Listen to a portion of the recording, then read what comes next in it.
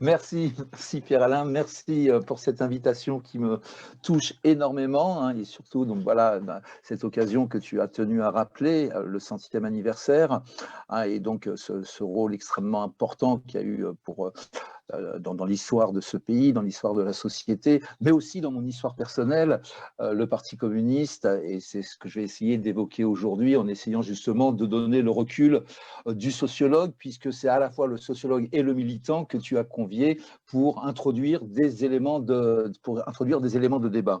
Saïd, si tu me permets, ton visage est coupé quand tu parles, jusqu'aux sourcils, donc peut-être, je sais pas si tu peux Ah monter ta d'accord, caméra je me recule, ou d'accord. te reculer un peu, voilà. Voilà, je me recule en fait parce que j'ai un petit micro, hein, voilà. C'est bon C'est là, c'est bon? parfait. On me voit entièrement? Oui, Voilà, donc je vais essayer de parler à cette distance. Ah, donc je disais, donc j'ai été sollicité pour essayer de donner un point de vue de sociologue sur l'engagement politique aujourd'hui et ses spécificités dans les milieux populaires, et quelles seraient quelques pistes, hein, que le sociologue peut donner par rapport au type d'analyse, au type de travaux qu'il mène sur la reconstruction d'un engagement portant les intérêts des milieux populaires dans la société contemporaine, dans la société d'aujourd'hui. Alors c'est effectivement une question qui m'interpelle doublement, ayant fait un certain nombre de travaux sur les villes et sur donc les différentes catégories de ces milieux populaires. Je pense qu'effectivement, les transformations qu'a connues le capitalisme sont très très importantes, et on ne peut pas saisir, on ne peut pas continuer un peu à l'idée, hein, c'est un peu toujours cette phrase de Lénine que j'avais apprise quand j'étais très très jeune, quand j'étais en fait lycéen, hein, cette phrase, c'est Lénine qui disait la substance même, l'âme vivante du marxisme, c'est toujours arriver à faire une analyse concrète d'une situation concrète. On ne peut pas agir avant de penser, avant d'analyser l'environnement au sein duquel on évolue, hein, et je crois que c'est quelque chose d'essentiel. Or, prend-on suffisamment la mesure des transformations sociétales, hein, je m'excuse parfois d'utiliser les mots, le jargon de ma discipline, hein, je suis un peu captif et prisonnier de ce jargon, mais j'essaierai toujours d'apporter de simplifier, hein, les mots ou les concepts, hein, qui sont le propre de ma discipline. Ah, donc, comprendre la société pour pouvoir agir sur la société, comprendre les transformations de la société, comprendre les métamorphoses, et à travers elles, comprendre la métamorphose du monde ouvrier et des couches populaires, des classes populaires en général, hein, pour essayer justement de mieux orienter les luttes et situer, même mieux mettre en perspective, hein, ce qui reste fondamentalement les luttes des classes, hein, les différentes formes, les différentes modalités d'application des luttes des classes. Alors on le sait, ça a été rappelé, c'est toujours avec beaucoup d'émotion qu'on entend ça, hein, les combats ouvriers qui ont marqué toute la deuxième partie du 19e siècle et tout le 20e siècle, jusqu'au fameux tournant des années 80, le passage qui marque la fin d'un type de capitalisme, le capitalisme fordiste, et l'ouverture de ce nouveau redéploiement du capitalisme qu'on appelle la globalisation ou qu'on appelle la mondialisation, hein, qui sont des mots pour désigner en fait des phénomènes et non pas, les mots peuvent être trompeurs. Le capitalisme était déjà mondial, mais il se restructure, hein, sur différents pôles. Alors ces combats ouvriers ont marqué toutes ces périodes-là, hein, mais ces combats ouvriers avait comme grande caractéristique d'être centré sur le combat contre le patronat. L'usine était, pour parler simplement, l'usine était le lieu central de la lutte de classe.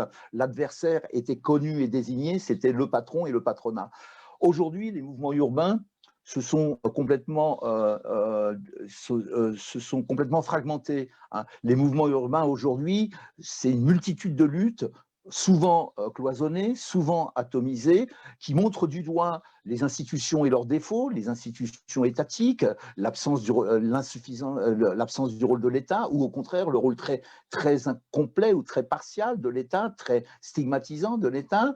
On va prendre comme adversaire la police, qui est le représentant de l'État. On va s'en prendre à un des instruments qu'on devrait s'approprier, l'école. On va s'en prendre, ou bien sûr, ou alors les médias qu'on va critiquer en voyant parce qu'effectivement, ces médias nous assomment d'un certain nombre de choses, mais on déplace la question sociale, il y a un déplacement de la question sociale qu'il faut arriver à saisir, à comprendre. Alors, je ne vais pas trop m'étendre, puisque mon temps de parole est limité. Je voudrais très, très rapidement, dans un premier temps, rappeler ce qui caractérise la transformation du monde populaire aujourd'hui, donc comment on va passer d'un monde populaire essentiellement axé sur ce qu'on appelait la classe ouvrière à des couches populaires plus atomisées, plus dispersées, aux trajectoires plus différentes.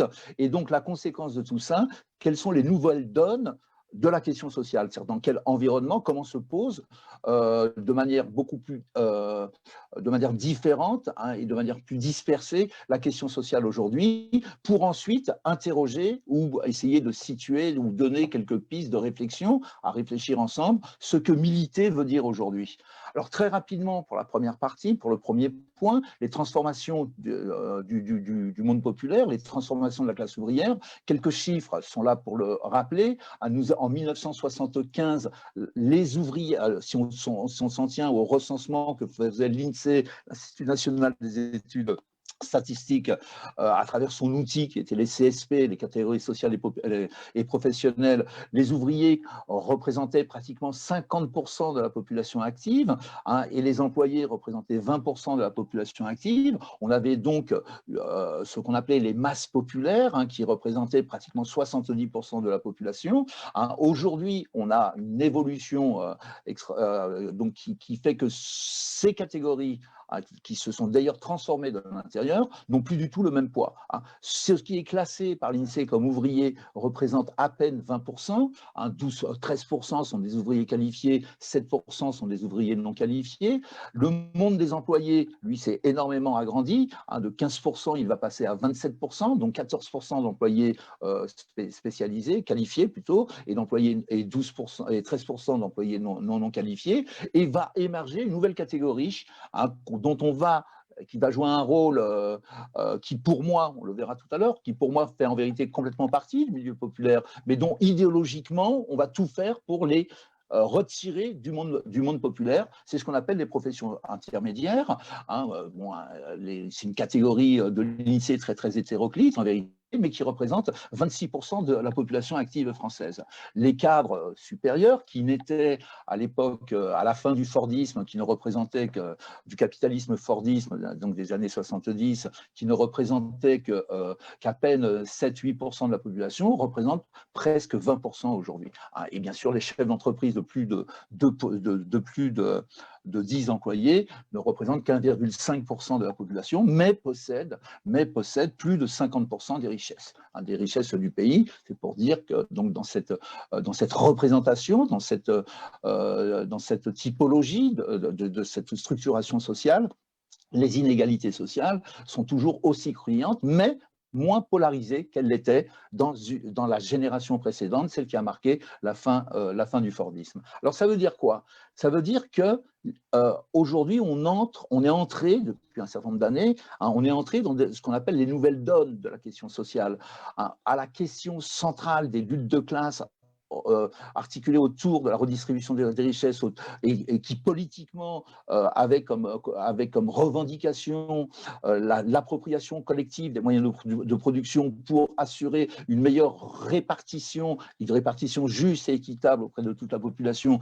des richesses produites par l'outil de travail, et dont la classe ouvrière était l'acteur principal, il était le porteur historique des transformations et de la construction de la nouvelle société, va succéder donc on va entrer dans une société qui, au contraire, propose des fragments de trajectoire, qui fait émerger. Alors, c'est vrai que la fin du Fordisme est marquée par une extraordinaire dite promotion sociale. Rappelez-vous, les médias faisaient de la notion d'ascenseur social l'élément principal. Vous avez remarqué que ce mot ascenseur social a carrément disparu du vocabulaire des médias. Il a longtemps été à la mode. Dans les années, à l'époque de Chirac, on disait attention, l'ascenseur social est en panne. Et puis aujourd'hui, cette notion d'ascenseur social a complètement disparu. Mais cette période donc dite d'ascension sociale ou de promotion sociale a permis effectivement l'émergence de ces nouvelles catégories qu'on va appeler les couches moyennes,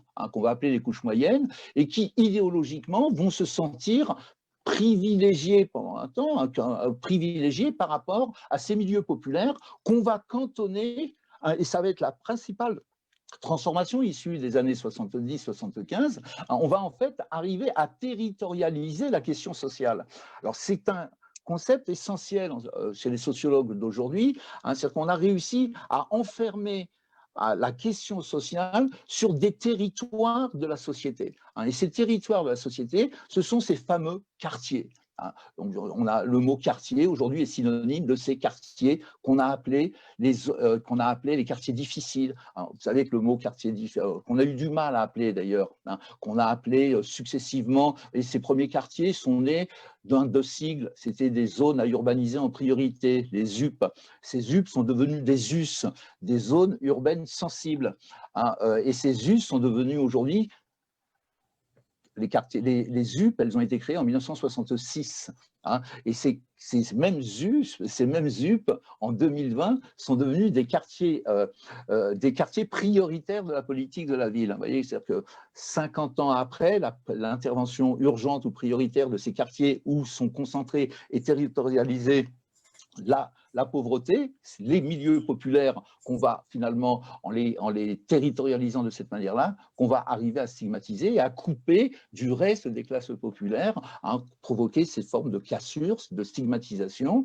Et derrière cette territorialisation de la question sociale, c'est aussi un autre phénomène qui est apparu, qui a pris son essor dans les années 75-80, qui a été évoqué tout à l'heure, c'est celle de l'ethnicisation des rapports sociaux, profitant du fait que dans ces quartiers, plus de la moitié de la population est une population d'origine émigrée, venant essentiellement des anciennes colonies, mais pas que, mais venant aussi et surtout des anciennes colonies. Donc, ce qui va servir d'élément permettant l'ethnicisation des rapports sociaux. Alors, ça veut dire quoi, l'ethnicisation des rapports sociaux? Ça veut dire que les rapports sociaux qui, pendant toute la période de la bipolarisation, toute la période des luttes de classe qui étaient menées frontalement et qui faisaient du patron l'adversaire face à une classe ouvrière qui s'organisait, qui se structurait pour lutter contre le patronat, ces rapports sociaux vont être habillés d'appartenance réelle ou supposée ethnique. C'est l'ethnisation, c'est-à-dire qu'on est d'abord arabe, on est d'abord malien, on est d'abord sénégalais avant d'être ouvrier.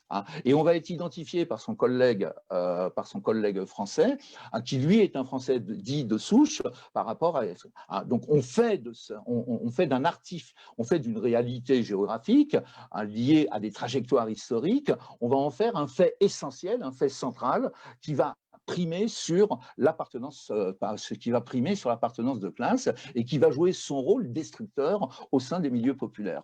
Donc c'est un élément important qui a été largement favorisé, cette ethnicisation des rapports sociaux était largement favorisée pour aujourd'hui aboutir, vous voyez ce qu'on est en train de vivre en ce moment, en plein confinement, on va faire de cette loi contre les séparatismes ou le séparatisme, on ne sait plus, ou finalement appelé loi de renforcement des principes républicains, un adversaire devenu bouc émissaire, un adversaire fantôme qui est cet islamiste radical qui agirait partout au niveau des quartiers populaires, déscolarisant les petites filles, etc., avec ces glissements qu'il y a dans la question sociale et qui renversent la vraie réalité de ces quartiers populaires.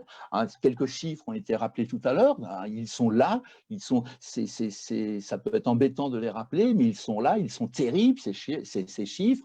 C'est entre 30, selon ces quartiers classés prioritaires dans la politique de la ville, c'est 30 à 50% de la population qui vit en dessous de la pauvreté relative. C'est entre 20, selon les endroits, les bassins d'emploi, c'est entre 20 et 50% qui est touché par le chômage. C'est des lieux où le décrochage scolaire, ou ce qu'on appelle les parcours scolaires courts, qui ont sorti de l'école sans diplôme ou avec des diplômes très très symboliques, bac pro qui ne permet d'entrer nulle part, hein, sont légion. Et c'est là aussi où toutes les familles les plus fragiles, les ménages monoparentaux par exemple, vont être concentrés. Hein. C'est la fin, effectivement, comme je le disais tout à l'heure, de l'ascenseur social. Hein, c'est des populations captives dans des territoires qu'on va qualifier, de territoires stigmatisés, qu'on va qualifier de manière honteuse de territoire perdu de la République. Vous vous rendez compte, ce terme à une société qui va constater un truc que ces territoires, nous les avons perdus. Bon, bah, on se demande ce que fait l'État pour se perdre comme ça aussi facilement ces territoires. Or, ces territoires perdus de la République permet de désigner ce qu'on appelle les nouvelles classes dangereuses. Et ainsi, et si je reprenais mon tableau de tout à l'heure, entre les employés, même en prenant le découpage de l'INSEE, entre les employés qui sont 27%, les ouvriers qui sont 20%, les professions intermédiaires qui sont 26%, et une bonne partie des cadres supérieurs qui ont ce prestige, entre guillemets, d'être des cadres supérieurs, mais qui sont en vérité des enseignants,